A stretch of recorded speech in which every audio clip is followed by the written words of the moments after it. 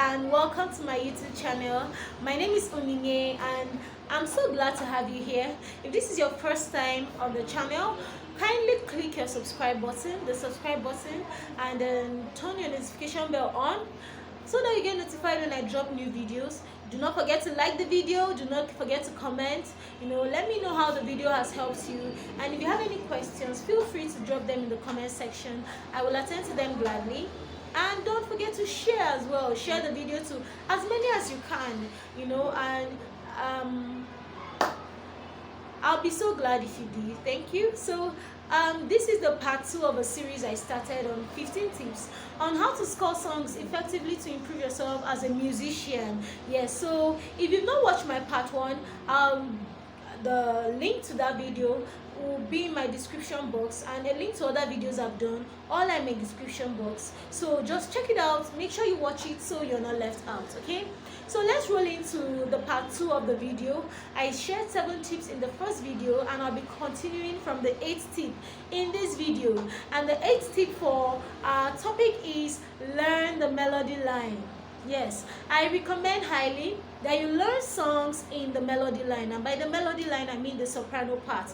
Do not attempt to learn the song, especially if you're learning for the first time. Do not attempt to learn it in other parts. It can be confusing at times. So go ahead, learn the song, learn it in the soprano part from the beginning, from start to finish. Learn the song in its soprano part. Okay, so the 9th point I have here is try out the possible parts. Try out the possible parts.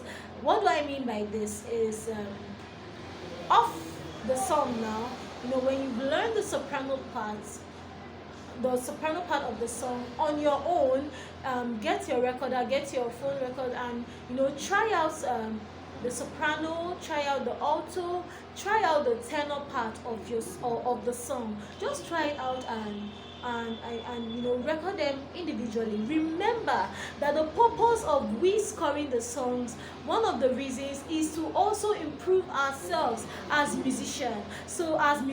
So be faithful in this. When you learn a melody line, try it out. Whenever you're scoring a song, make sure you try out the parts before you now get what was done in the song. Okay, so ensure you try it out, record yourself, try the different parts of the song, record them separately, and then just keep that aside, store it. It will come in handy for you. Okay, that is the 9th point. Over to the 10th point is, now this is the part where you listen and to what was done in the song and appropriate the parts.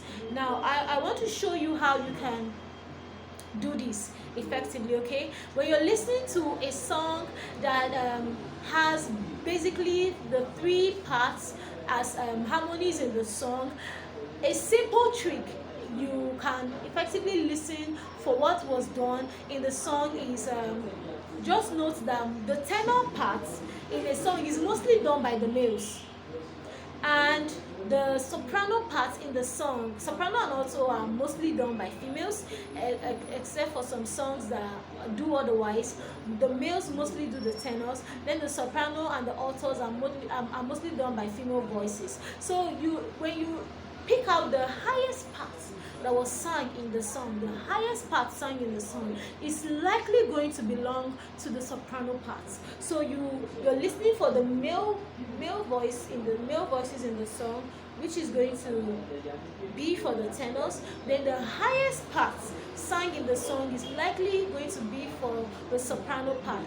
Then of course one more voice left is going to be the alto part, so you have that, you appropriate that for the altos. Okay, so that is how you listen for parts in a song. That's a simple trick of listening for parts in a song. Listen to the male voices, listen to the highest part, then you can listen for the altos. And when you're doing this, you just the God has created us so beautifully, so you can listen to a song, you can shut your mind to the other parts of the song if you want to pay attention to one part.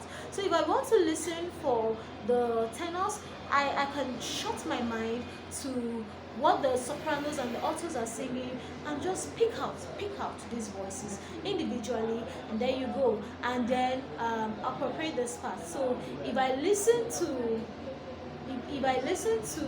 maybe what the tenors were doing, and I discover that, okay, let me just note here that I've also done a video on how to identify what parts you are singing. Okay, I wouldn't want to go by it so that we don't have a video that is too lengthy. So what I'm going to do is, the link is also in my description box. Please, if you've not listened to that video, just pause this video, go and listen to that video, and you better understand what I'm talking about now. Okay, so that is how to appropriate the parts you're listening to. I've described what to do very extensively in that video, so just go over that video and then you better understand what we're talking about in this point. In this tip. Okay, so we go over to the 11th tip, and that is record what you hear. How do you do this? There are many ways you can go about this. One other way I want to introduce to you, if you're not aware or if you've not been practicing, is while your earpiece is in the ear. So if I was listening for the soprano parts while my earpiece is on, sing out what the sopranos are singing.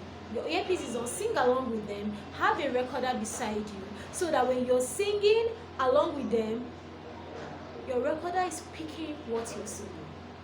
Yes, so if you're scoring what the altos are singing, you just have your earpiece on, your headphone, whatever device you want to use, have it on, sing along with them, and make sure what you're singing is in correspondence with what you're listening. So sing what you're listening, and then record it.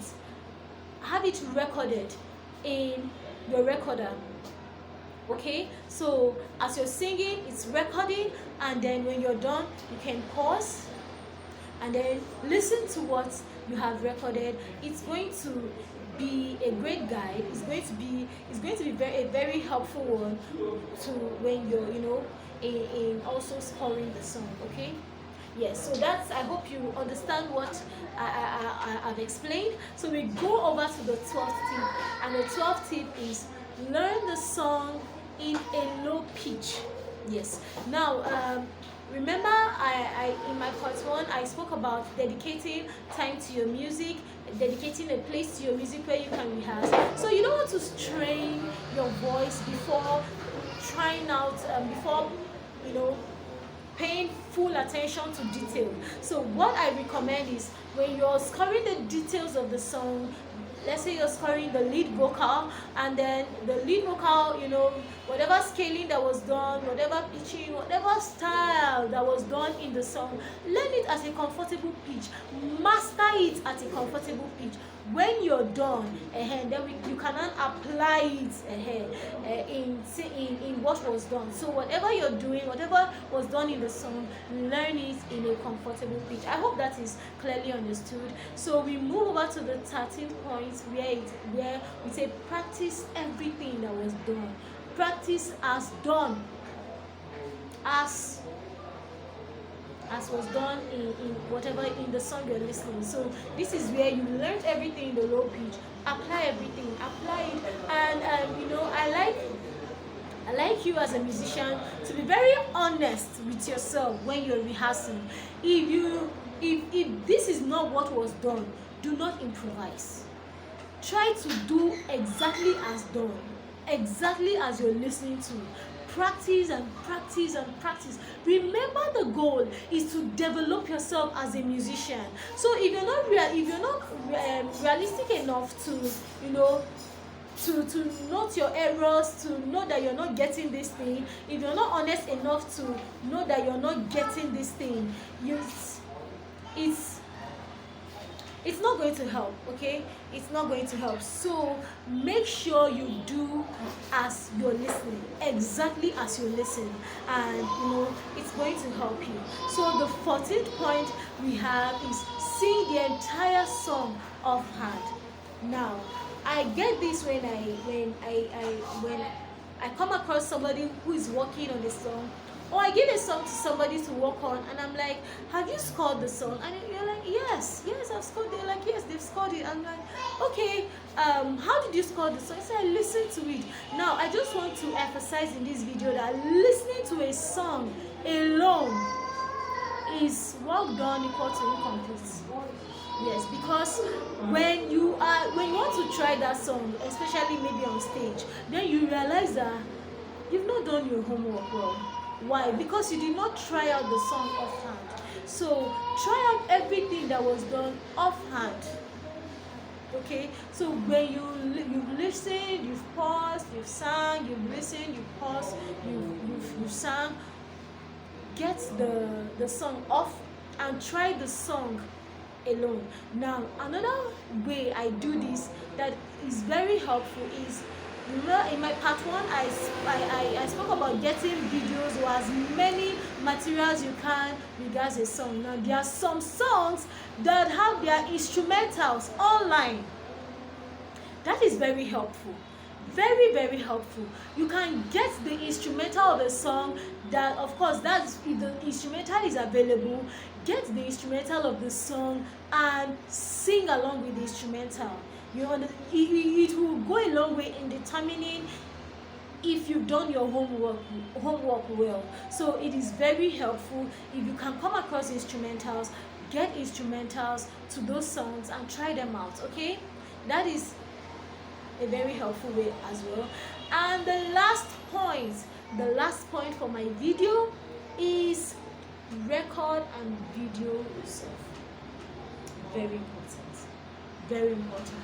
So when you're trying the song, after all being said and done in your rehearsal, you want to present the song as though you were on stage. Record yourself, video yourself. Now, videoing yourself helps to improve your stage performance, your stage presence. When you're watching yourself, when you're watching what you're doing, you realize that, oh, I wouldn't want to behave like this here, or I need more life in this place. I need more of energy in this place. I need some, you can correct yourself in your videos. Okay, when you record yourself, you don't like the way you sound. Oh, probably you record yourself and you discover that your breathing is very visible. So when you're going to go over, you have as many recordings as possible. Okay, so you now say, oh, my breath control is not smooth enough. So you do another recording and you know that, and you are working at having good breath control in this video. So you see, when you record yourself and when you video yourself, it helps you to make adjustments you wouldn't have noticed if you didn't do so. Okay, so this is a very good tool that you can apply, especially when you're seeking to develop yourself. These 15 tips, if you practice them faithfully, like I emphasized in my first video, if you can be faithful to practice these steps, I guarantee you that you're going to like yourself in no time, especially if you now compare your before and after videos. After some length of time, you just go through your videos before and you realize that, oh wow, I've improved. Okay, so this is what working on yourself can do to you. It can improve you greatly, and in no time you realize that you've even surpassed your expectations. Okay, so I hope the video has really helped you, and if it has, do not forget to like the video, comment, let me know how the video has helped you, and if you have any questions, if there is any clarification you need, drop it in the comment section. I'll attend to them. And don't forget to share the video if it has helped you. Feel free to share the video. Your notification bell is very important you turn it on so that you get notified when I drop new videos. Okay, so I'll see you in my next video. Stay tuned. Bye.